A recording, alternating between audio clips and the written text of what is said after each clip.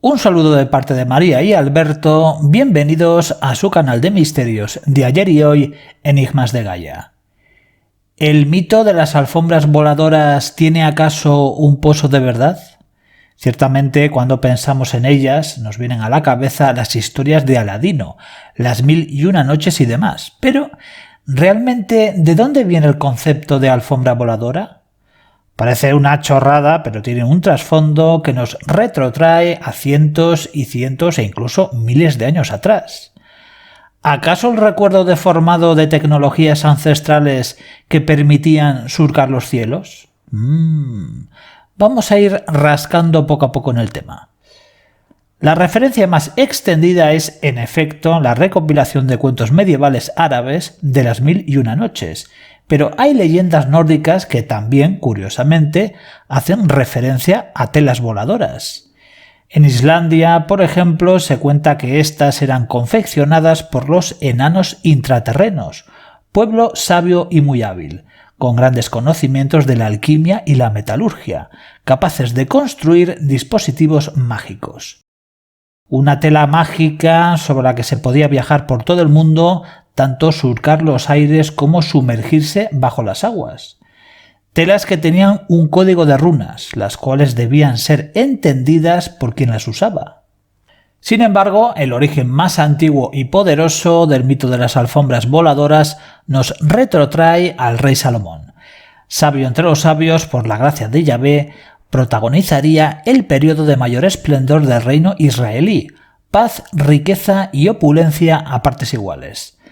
Tanto en la propia Biblia como más extensamente en los textos rabínicos, Salomón resulta un personaje del todo enigmático, pues se señala como el primer templo fue erigido con la ayuda de los propios demonios, obedientes servidores de Salomón por mandato de Yahvé, un rey que los manejaba a través de un misterioso anillo.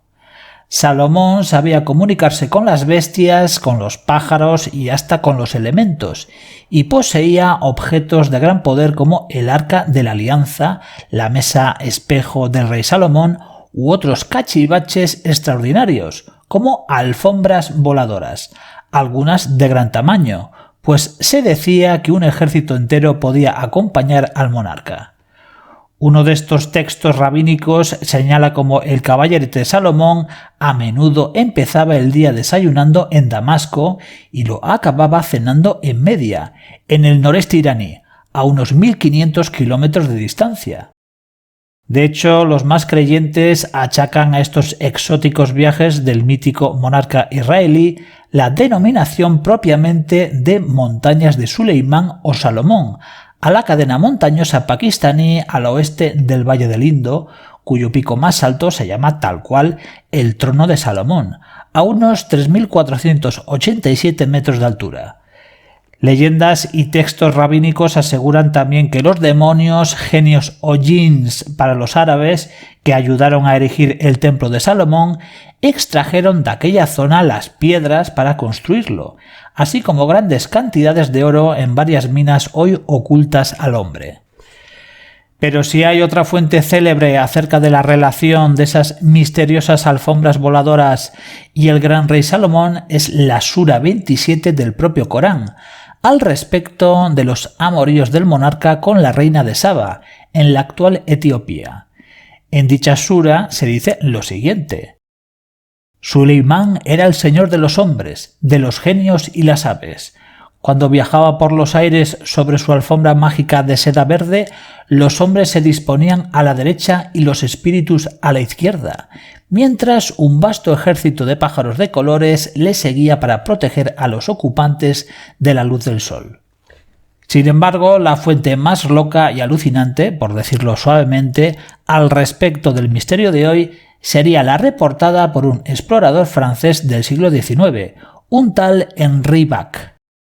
La cuestión es que este tipo habría encontrado unos pergaminos persas del siglo XIII en los subterráneos del castillo iraní de Alamut.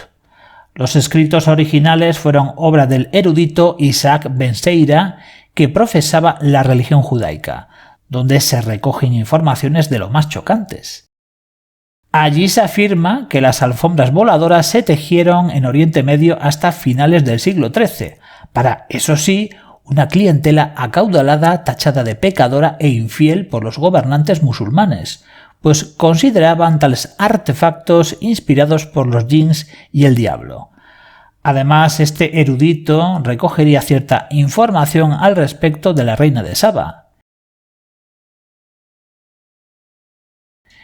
El alquimista real de su majestad le confeccionaría una alfombra absolutamente mágica, la cual sería enviada al rey Salomón en señal de su amor. Su tela era de un vistoso color verde, bordada junto con oro y plata, además de engalanada con abundantes piedras preciosas. Pero Ben Seira diría más. En la gran biblioteca de Alejandría, fundada por Ptolomeo I, se guardaba un gran número de alfombras voladoras, donde los visitantes, dejando su calzado, se subían a ellas para deslizarse por los aires de estante en estante, mientras consultaban los papiros. En fin, de locos. El erudito también hablaría sobre la técnica utilizada para tejer estas asombrosas telas voladoras.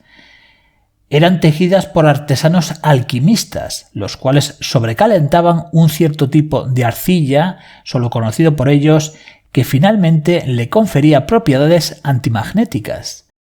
Después se teñía cuidadosamente la lana en dicha arcilla, proceso también secreto, y se la dejaba secar.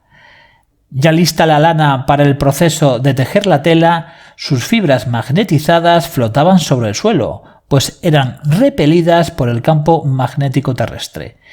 Y decía más. Para lograr la propulsión óptima había que disponer la alfombra sobre las líneas magnéticas terrestres, aprovechándolas como si fueran una especie de raíles aéreos.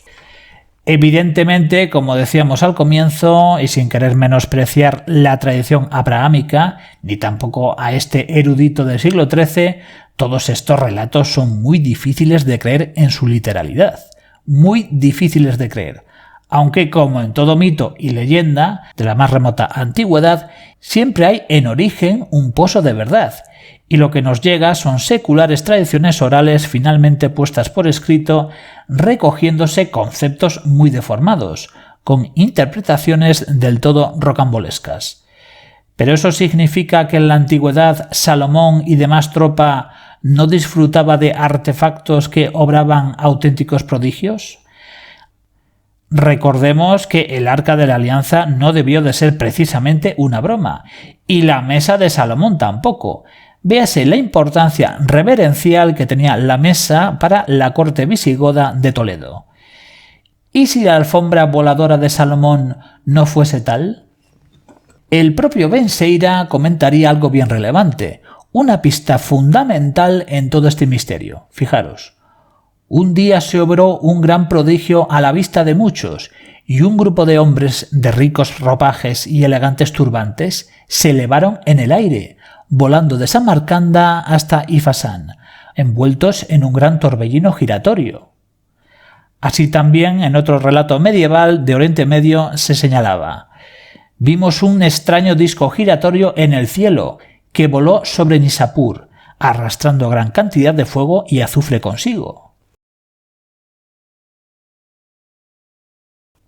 Recordemos que en la propia Biblia se habla como varios profetas fueron arrebatados, que si uno en un carro de fuego, otro elevado justamente por un gran torbellino, o cuántos ríos de tinta ha protagonizado el ovni del profeta Ezequiel, o también como en la tradición hindú se habla desde hace miles de años de las vimanas, con más de 100 tipos distintos de ellas con detalladas descripciones, etc., etc., etc., así como extraños discos e ingenios voladores representados hasta en las mismísimas pinturas rupestres.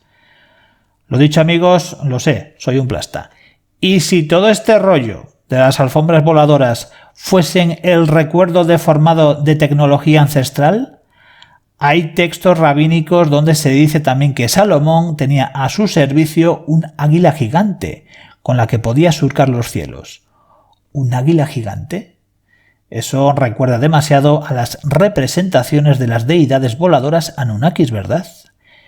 Que si un fulano metido en un artefacto alado, más que con garras con ruedas, en fin, da que pensar. ¿Alfombras bimanas ovnis interdimensionales?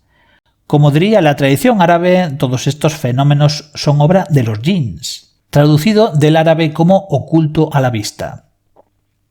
Nada más por hoy, muchas gracias de parte de María y Alberto por su amable atención y sin otro particular les emplazamos, si tienen a bien, a otro vídeo de su canal de misterios de ayer y hoy, Enigmas de Gaia.